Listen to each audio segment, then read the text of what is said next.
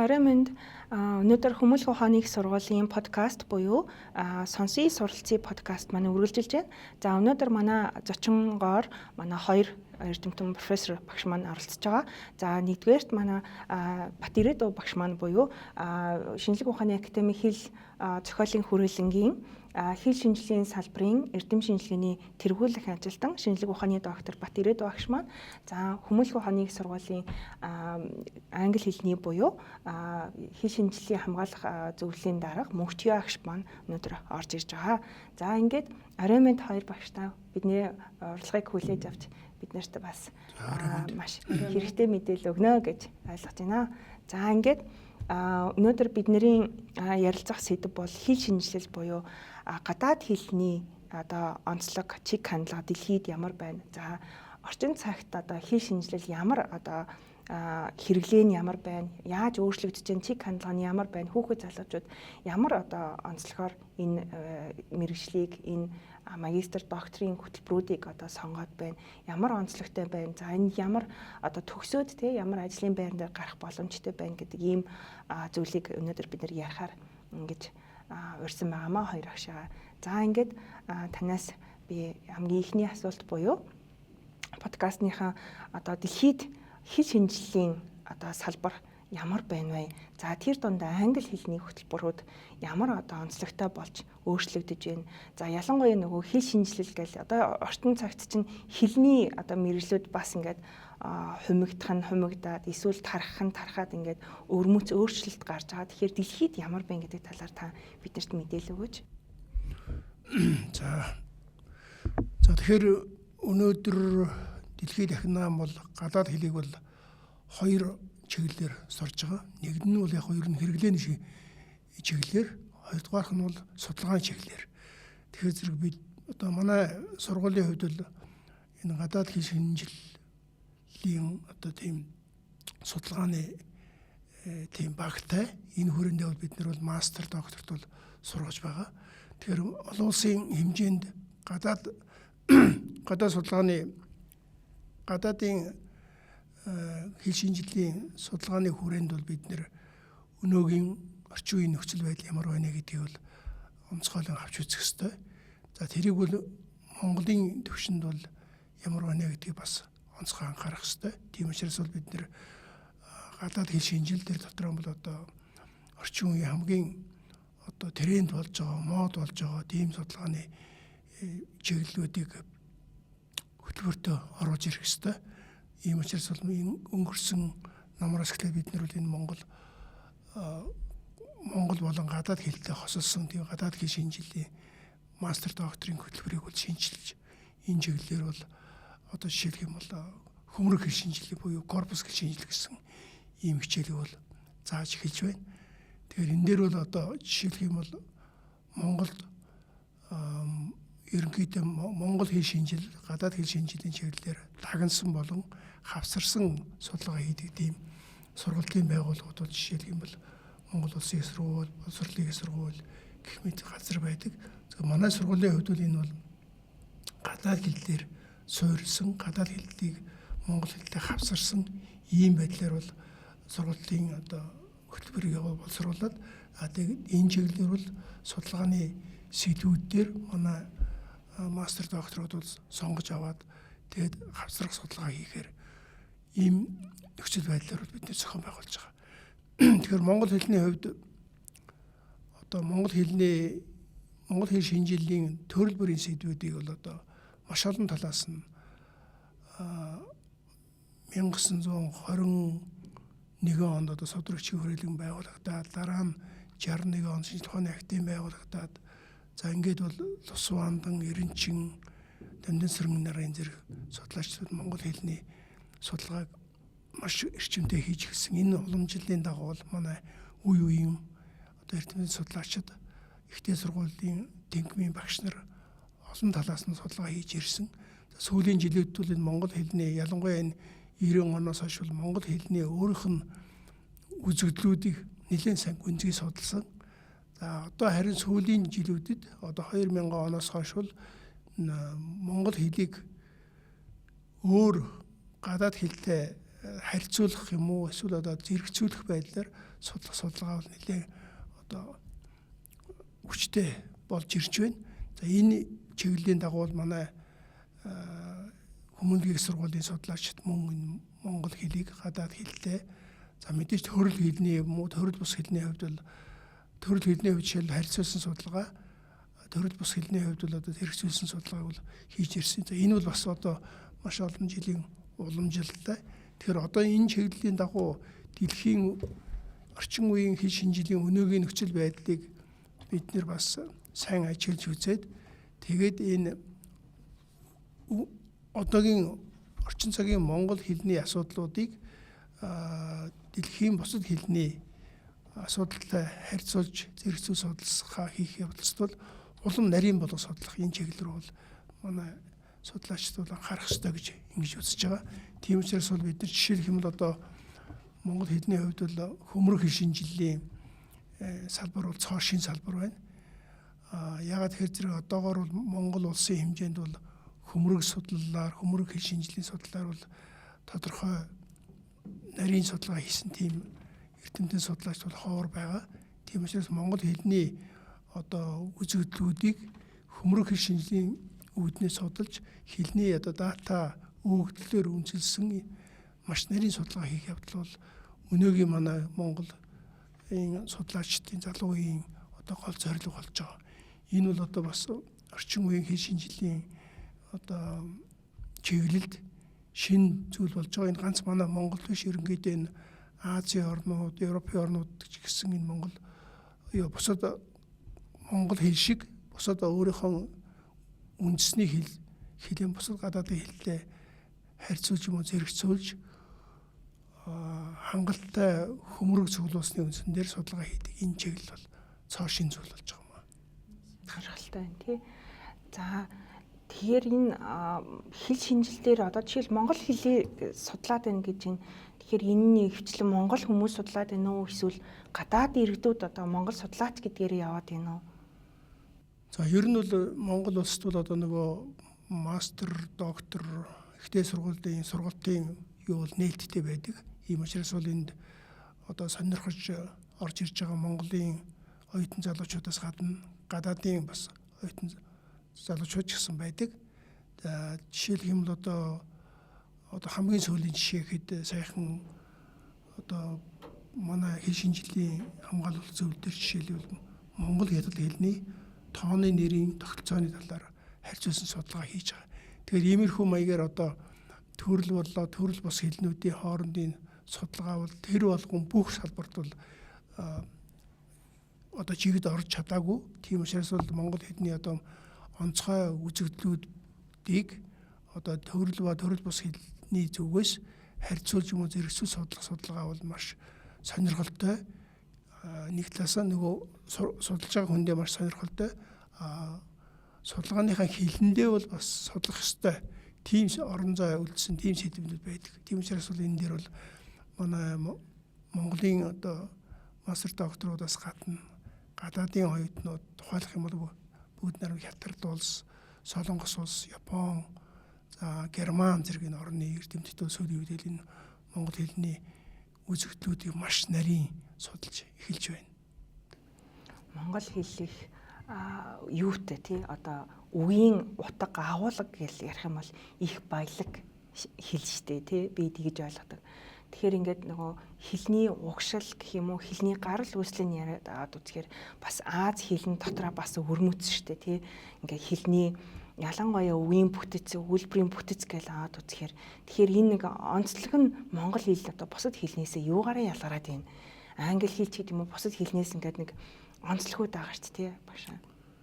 За яг хэлний одоо гарал үүслийн талаас ярих юм бол монгол хэлийг бол Алтай овгийн хэлэнд багтаадаг. Алтай овгийн хэл гэх юм бол одоо Манж, Төнгөөс, Монгол, за зарим эрдэмтэд бол Солонгос, Япон за хэлийг бол багтааж байгаа. Тэгээд энэ бол яг одоо хэл шинжилгээ үүднээс бол зарим эрдэмтэн бол Солонгос, Япон хоёрыг бол оруулахгүй гэж үздэг, зарим нь орох ёстой гэж ингэж үздэг.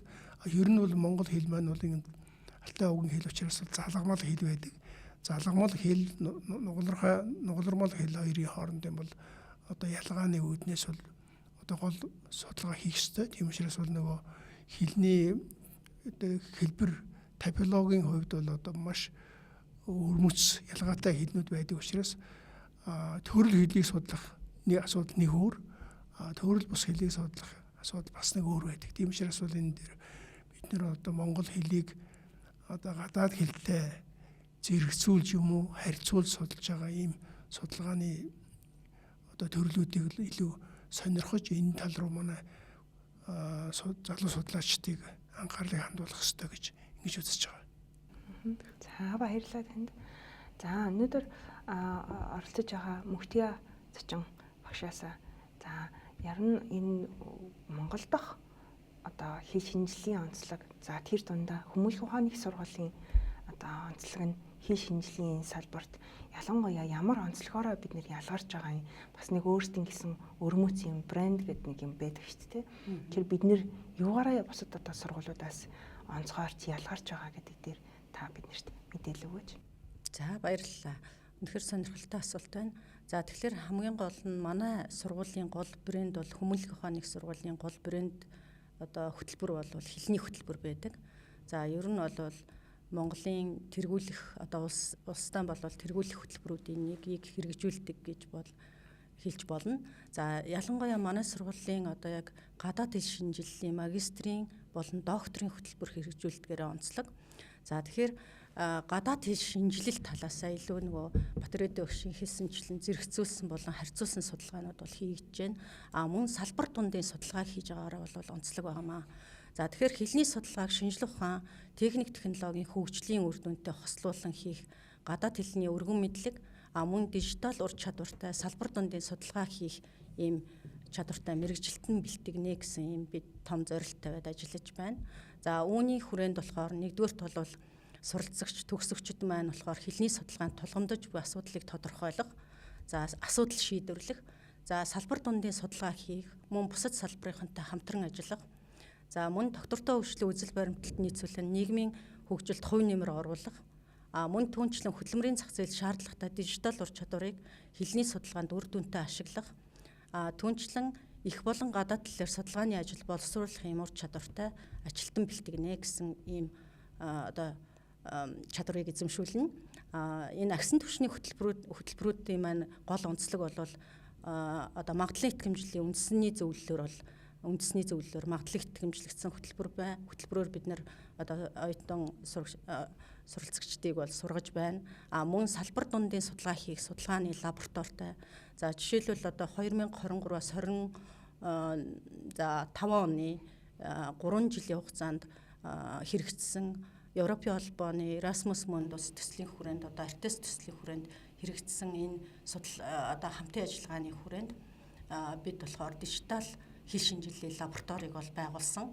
За мөн нейро хэл шинжилгээний судалгаа бол манай сургууль дээр бол өргөн хийгдэж байна. Магистр докторийн түвшинд бол за ер нь бол салбар дунд гэхээр бид нэр сэтгэл судлал, боловсрол судлал, мөн компьютерийн хэл шинжилгээ, компьютер ухаантай хослуулан салбар дундын энэ судалгаа одоо олон шинжлэх ухааны солилцол дээр бол судалгаа хийх энэ бол манай тэргүүлэх чиглэл байгаа.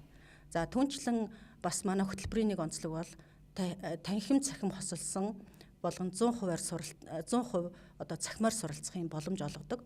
Тэгэхээр хөдөө орон нутгаас ч тэр ер нь бол бусад улсаас ч тэр манай хөтөлбөрт бол цахимаар багш нартайгаа бол холбогдоод өөрсдийн боломж одоо ая тухтай байдлаар бол хөтөлбөрөө судлаад судалгааныхаа ажлыг ингээ хамтран хэрэгжүүлэх юм боломжийг олгодог. За түүнтэй одоо бид нар бол Canvas платформоор дамжуулан бол яг энэ судалгааны ажлыг бол одоо хичээлийн тасралтгүй байдал тийм ээ. За энэ зүйлийг бол бид нар бол технологи одоо сүүлийн үеийн технологиор бол бас нэлээд тоноглогдсон. Дээрээс нь бид нэр хайбрид хичээл явуулах одоо ийм смарт классрум бол бас манайд одоо сургалтын орчин бол илүү ая тухтай болж байна. Илүү одоо технологийн дэвшлиг бол ашиглах ийм одоо ийм боломжийг олгож байгаа. Мөн сэтгэл судлал, түрүүн хэлсэнчлэн сэтгэл судлал, боловсрол судлал, компьютерийн хэл шинжилэлтэй хавсарсан байдлаар энэ чиглэлээр сонгон судлах, салбар дундын судалгаа хийх юм боломжийг олгож байна. Энэ одоо хөтөлбөрийг төгснөөр одоо ажиллах боломжтой ажлын байрууд нь бол боловсролын бүх шатны байгууллага, судалгааны байгууллагаар судлаач, эрдэм шинжилгээний ажилтан.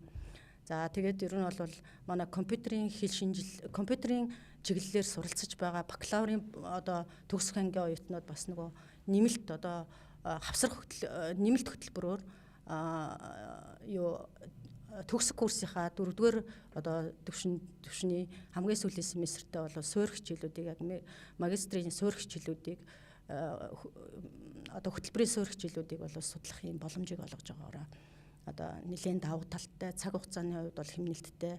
За тэгээд дээрэс нь бол яг асуудалд суурилсан яг одоо асуудлыг шийдвэрлэх ийм одоо илүү прагматик суурьтай хэрэглээний хэл шинжилгэлийн чиглэлийн судалгааг бол бид нар илүү одоо манай оюутнууд бол манай доктор магистрийн оюутнууд бол илүү хийж байгаагаараа онцлог байна. За баярлалаа. Баярлалаа танд. Тэгэхээр бас нэг эндээс нэг юм асуулт гарч иж байна л да. Юу вэ гэхээр хэл шинжилэл их төлхөө одоо түгээмэл одоо салбар дундын тий одоо хосолсон гэж шүү дээ. Тэгэхээр дан ганцхан хэл шинжилэл гэдэг нь нэгэн салбар биш гэж ойлголоо. Маш олон салбар. Одоо жишээл олон улсын харилцаач гэдэг юм уу? Одоо ялангуяа олон улсын харилцаан чинь бүр тусдаа ингээд сэтгэл судалтайгаа эсвэл бүр хэл шинжилтэйг ингээд хасраад явж байдаг шүү дээ. Тэгэхээр хэлгүй бол олон улсын харилцаа байхгүй. Гадаад хэлгүй бол одоо ялангуяа энэ гадаад орчинтойгоо бид нэр холбогдож чадахгүй шүү дээ, тийм ээ. Тэгэхээр гадаад хэлний хэрэглээ сүүлийн жилүүдэд буцаад бас нэмэгдэж гинүү гэж би ойлгоод байгаа. Ялангуяа энэ сүүлийн жилүүдийн эсэлтийн тоо энтрийг харахаар хэл шинжил маань бас буцаад ингээд эсэгчийн тоо энтер нэмэгдэж байгаа юм процесс бол ажиглагдаж байна л да. Тэгэхээр ялангуяа энэ хүүхдүүд гадагшаагаа явж сурахын тулд хэлний мэдлэг, хэлний одоо ур чадвартай байх шаардлагыг тавьж байгаа. Тэгэхээр хүүхдүүд хар багасаа ингээл хэл сураад ингээ явж ин. Тэгэхээр ер нь багасаа бид нэр хоёр хэллийг зэрэг сурах нь ашигтай байдаг юм уу? Эсвэл одоо дан ганцхан монгол хэлээрээ ингээд дагнж явж байгаад сүүлд нь ингээд одоо англи хэлч гэдэг юм уу, хятад хэлч юм уу, бусад өөр хэлээ ингээ үзүүл зүгээр гэдэг юм уу? Ер нь хоёр багшаасаа би зөвлөгөө авах гэдэг юм л да. Ер нь бид нэр яавал зүгээр юм бэ? Одоо энэ 10 жилийн хүүхдүүд дээр бол ялангуяа одоо Кембрижийн хөтөлбөр гэж яваад байна шүү дээ. Тэгэхээр эдгээр дээр хоёр багшаасаа зөвлөгөө авъя. За тэгэхээр би эхлээд хариулж байгаа. За миний зүгээс бол яг хэлийг аль болохоор багасаа суралцвал за хэлний одоо хоёр дахь хэл эзэмших онолын талаас аваад үзэх юм бол одоо Ноам Чомскигийн онол байна тий. За мөн одоо Vygotsky гэдэг юм уу те конструктивизмын онол талаас аваад үзэх юм бол ер нь бол когнитивизмын онол талаас аваад үзэх юм бол хүүхдийг аль болохоор 8-аас 11 наснд нь одоо хоёр дахь хэлийг гадаад хэлийг эзэмшүүлэх нь илүү үр дүнтэй байна. Илүү сурах одоо тухайн хэлийг их хэлшгээ сурах юм боломж байна гэж бол үтсэн байдаг. Тэгэхээр миний одоо судлаачийн зүгээс, хувийн зүгээс аваад үзэхэд бол яг энэ одоо онолыг бол би дэмждэг. За тэгээд хилтэй бол хөлтэй гихчээр тийм ээ. За тэгэхээр хоёр хэл эзэмшсэн хүн бол хоёр боломж байна л гэсэн үг. 3 гадаад хэлтэй хүн бол их хилтэйгээ нийлээ 4 хаалга бэлэн одоо ингээд боломжууд нь илүү гарч ирж байна. Илүү олон сувгаар одоо мэдээллийг авч байна тийм ээ. Тэгэхээр ер нь бол дэлхийг харах өнцөг глобал түвшинд ч гэсэн ажиллахад бол мэдээж гадаад хэл эзэмших нь бол аль болохоор багасаа тэгтээ мэдээж их хилэн бол төгс эзэмших нь бас төгс эзэмшчихэд дараагийн гадаад хэлийг эзэмших нь бол чухал юм аа гэж үздэг. Баярлалаа. За миний хувьд бол яг ер нь энэ хүний тарих бол хэдэн ч хэлийг зэрэг сурах тийм боломжтой. Тэр бол одоо хүний ой ухаанд бол боломжтой зүйл байдаг. За ер нь бол яг альва улс орны одоо баг донд боловсролын хөтөлбөр бол энэ үндэсний хэл бичгийг бол одоо хамгийн түрүүнд сайн сургах. За дараа нь тодорхой наснаас бол гадаад хэл заах энэ чиглэлээр бол явдаг. Яг зэрэг хоёр хэлийг зэрэг dual language гэж байгаа. Энэ хоёр dual language-аар маягаар зэрэг явуулдаг тийм улс орнууд ч байна. Манай Монгол шиг үндэсний хэлийг одоо голж заагаад дараа нь тодорхой цагаас бол наснаас бол энэ гадаад хэлийг заадаг. За тэр гадаад хэл нь бол одоо 2-3 гадаад жишээлбэл Монгол хэл нь Монгол улсын хувьд бол жишээлбэл англи хэл, орос хэл, за зарим сургуулийг хятад хэл гэх мэт ингээд зэрэг үзээ явж байгаа тийм үү. Одоо сургууль соёлын газрууч байгаа л да тий. Иймэрхүү байдлаар бол хэрвээ боломжтой бол ер нь бол хэлийг бол зэрэг сурах боломжтой. Зүгээр одоо манай монгол хүмүүсийн хувьд бол жоохон үндэсний одоо сэтгэлгээний талаас нь бол эхлээд монгол хэл бичгээ бол одоо сайн сураад тэрний дараа бол гадаад хэлийг сурах хэрэгтэй гэж манай ялангуяа манай монгол хэлний багш нар тэгж их үзтээ. Ер нь бол энэ манай монгол улсад байгаа зарим гадаад сургуулиуд, гадны сургуулиуд, англи хэлтэй сургуулиуд энэ төрлийн сургуулийн байдлыг харахад бол одоо аль хэлний илүү төлхөө олон цаг орж ийн тэр хэлийг бол илүү сайн сураад байгаа байхгүй. Жишээлбэл одоо манай Америкийн скул юм уу, Бритиш скул энэ төр ингээ очиод харахад бол тэнд сурж байгаа монгол хүмүүс ерөөсөө зүгээр энгийн төвчөнд зүгээр л одоо англи хэлийг чөлөөтэй ярьдаг. Гэр орныхонтойгоо ч англиар ярьдаг болчлоо. Гэтэл яг үүндээ манай монгол сургуулиудын хувьд бол гадаад хэл бол одоо мэдээж хичээл зааж байгаа багш нарын нөхцөл байдал, хүрэлцээ, хангамж, сурах хүчиг ингээд олон зүйлийг шалтгаалаад бол жоохон хосрогдонгүй байдлаа байх жишээтэй. Тэгэхээр миний бодлоор бол хувь хүний авьяас чадварыг хөгжүүлэх, тэр хувь хүн өөрийнхөө мэдлэг чадварыг хөгжүүлэхэд бол гадаад хэлний одоо үр ач бол маш чухал. Одоо хэдий ч нэ олон хэл мэднэ, хэдий ч нэ одоо эрдэм мэдлэг баялаг байх, их байх ийм одоо юутай. Тийм учраас энэ талаар бол манай эцэг эхчүүд, сургуулиуд энэ төр бол мэдээж тухайн сургуулийн хөтөлбөр одоо хичээлийн цагийн хуваарьт одоо хичнээн цаг ямар хэлийг хэдэн цаг үсэн гэдгээс шалтгаалаад заадаг боловч яг үүндээ бол гадаад хэл сурах одоо бүх нөхцөл болцоог бол ашиглах хэрэгтэй. Ер нь өнөөдрийн манай Монголын нийгэмд бол ялангуяа хүүхдүүд бол гадаад хэлийг гадны нөлөөгөөр шууд сурах тийм боломж олон бор нээлттэй болж байна. Жишээлх юм бол одоо сургуульд ороогүй хүүхдээ, сургуулийн өмнөх насны бага ангийн хүүхдүүдийн төр бол одоо байнга телевиз үзэж байгаа учраас бол англи хэл дээр байгаа ялангуяа тэр нөгөө нэвтрүүлгүүдийн нөлөө бол асар их байна. Тийм учраас бол одоо зарим эцэгчүүд ярьж байгаа шүү дээ. Манай хүүхд ингэ зүгээр байж байгаад англи хэл сурчлаа.